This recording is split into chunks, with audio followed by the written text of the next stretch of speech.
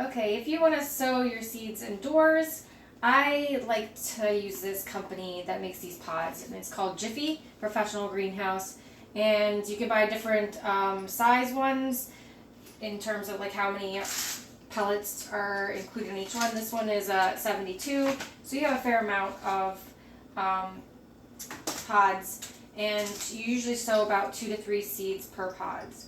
And then they say use like 1/8 water, a cup of water per pellet or whatever. These are like peat pellets. I pre-measured it out, and basically I'm going to do this all at one time. So you just kind of like use about 10 1/4, I think, or 10 1/2 cups of water that is a little bit warm. And basically these pellets are going to kind of soak up all the water and kind of expand. And then we'll show you in a couple minutes what it looks like. So now your pods have gotten the water and expanded, so they should be kind of about this size. And the next step would be to kind of like peel this layer of netting away, and you're gonna kind of dig a hole like that so that you can plant your seeds.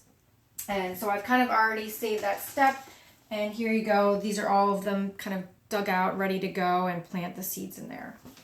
So I'm growing basil, which are these tiny little seeds, and I'm growing tomatoes, and that's these little seeds that I've kind of already prepared on plates ready to go. And you'll basically take about 2 or 3 seeds, and you'll place them into the hole, and then you'll basically cover the peat moss or whatever right back over top, and then that's ready to go.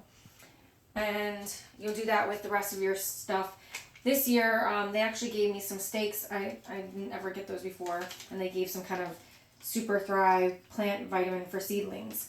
And so once these are all done with seeds, about 2 or 3 seeds per pod, you're going to cover it, and they're going to start growing in about 2 to 3 days. And you'll start seeing little things sprouting out. When the pods get really dry, you'll just want to add a little bit of water. You don't want to overwater because that makes it really moist, and then the seeds kind of go bad. So you just kind of want the right amount of water, and when it's get light brown, the peat moss, you'll know it needs a little water. And again, this year they wrote a little nice note that said, "We're so happy that you made the decision to grow your plants directly from seed. There is no better way to connect with nature and take complete control of your garden. Our passion is to help you become more successful. To that end, we included a liquid packet of Super Thrive to help your seedlings get off to a great healthy start. We also included some plant stakes that'll make your job a bit easier." So anyways, that's what you would do to start them from seeds in your home. And then again, you're going to transplant them when the weather's good and when they're like strong enough.